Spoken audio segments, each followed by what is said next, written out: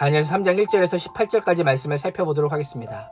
느부갓네살 왕은 두라 평지에 높이 30m, 너비가 3m, 오늘날로 하면 아파트 12층 정도나 되는 거대한 금신상을 만들었습니다. 고대의 통치자들은 자신의 권력과 통치를 강화하기 위해 신상을 만들어 경배하곤 하였습니다. 왕은 신상 낙성식을 위해 전국에 있는 주요 관리들을 소집합니다. 명목은 신상 낙성식이지만 왕에 대한 충성심을 확인하는 자리로 변질되고 맙니다. 3절에서 5절에 보면 신상을 언급할 때에 왕이 세운이라고 하는 표현을 반복하여 사용하면서 왕이 세운 신상에 엎드려 절하지 아니하는 자는 즉시 맹렬히 타는 풀무불에 던져 넣으라고 선포합니다. 왕의 위협적인 명령이 낙성식에 참석한 자들을 공포로 몰아가는 가운데 봉헌식의 축제가 계속되고 있습니다. 왜 왕은 금신상을 세웠을까요? 이 장에서 모든 나라가 영원하지 않고 멸망할 것이라고 한 하나님의 계시를 들었지만 자신의 나라가 영원하기를 바라는 욕망과 욕심을 가지고 신상의 머리만이 아니라 전체를 금으로 만들었던 것입니다. 장차 앞으로 일어난 일을 알았다면 하나님의 은혜로 여기고 겸손해야 하지만 하나님의 은혜를 자신을 높이고 신격화하기 위한 것으로 삼고 있습니다. 하나님의 뜻을 알면서도 하나님을 대적하는 우상을 만들었던 것입니다. 우리 안에도 이런 모습이 있습니다. 우리도 구원의 은혜를 받았으면서도 자신의 욕망과 종교에 이끌려서 하나님과 반대되는 길을 걸어갑니다. 전혀 모르는 것이 아니라 알면서도 그 탐심을 버리지 못하고 살의 사욕에 이끌려서 은혜를 망각하고 은혜를 자신의 성공을 위한 수단으로 이용하는 모습이 있다면 우리 또한 느부갓네살과 같은 길을 걷고 있는 자입니다. 왕의 위협적인 명령이 계속되자 대부분의 갈대아 사람들은 신상에 절하며 경배합니다. 그때 어떤 갈대아 사람들이 유다 사람들을 참수합니다. 엄밀히 말하면 유다 사람들이 아니라 사드락과 메삭과 아벳느고를 고발합니다.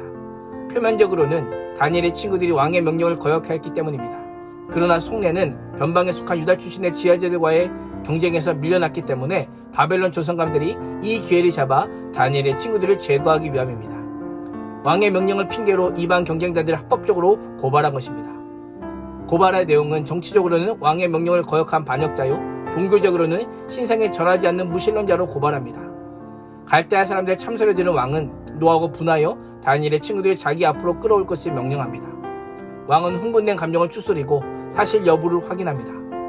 분명 누구든지 엎드려 절하지 아니하는 자는 즉시 맹렬히 타는 풀무불에 던져 넣겠다라고 했지만 다니엘의 친구들은 매우 신중하게 대처합니다. 그 이유가 무엇일까요? 자신이 가장 총애하고 신임하는 자들이었을 뿐만 아니라 탁월하게 그 일을 해내고 있었기 때문입니다. 그래서 왕은 직접 불러서 확인하는 것입니다. 왕은 이들에게 이제라도 절하면 살려주겠다라고 하면서 한 번의 기회를 더 줍니다. 한편으로는 백성들 가운데 수치된 자신의 자존심을 세우기 위함이기도 합니다.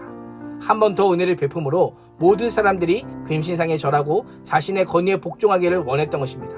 15절을 보면 왕은 능히 너희를 내 손에서 건져낼 신이 누구에게 있느냐라고 말합니다. 왕의 말처럼 인간의 삶과 죽음은 신에게 달려 있습니다.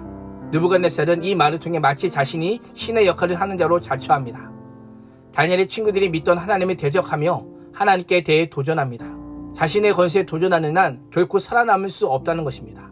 그러자 다니엘의 친구들은 느부갓네살 왕이시여 우리가 이 일에 대하여 왕에게 대답할 필요가 없나이다 라고 대답합니다.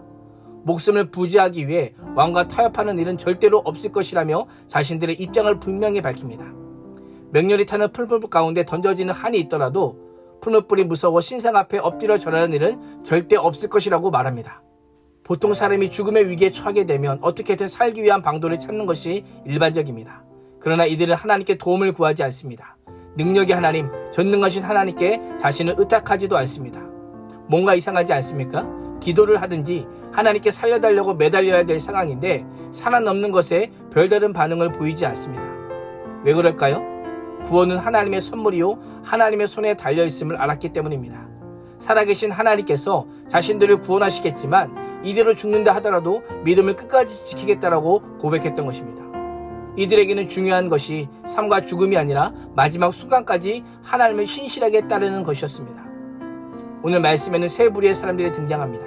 신상에 절하기를 요구하며 스스로 영광에 취한 왕, 또한 다니엘의 친구들을 시기하며 본색을 드러내며 모함하는 갈대아 사람들, 왕의 협박과 갈대아 사람들의 모함 가운데도 생명의 주이신 하나님께 자신의 전 존재를 내어드리며 그리 아니하실지라도 옳은 길을 가는 다니엘의 친구들, 때로는 죽음을 불사해하는 것이 신앙임을 기억하면서 오늘 하루도 믿음으로 조용해야 할 것 앞에서 뒤로 물러나지 않는 믿음의 사람이 될 수 있기를 주님의 이름으로 축원합니다. 기도하겠습니다.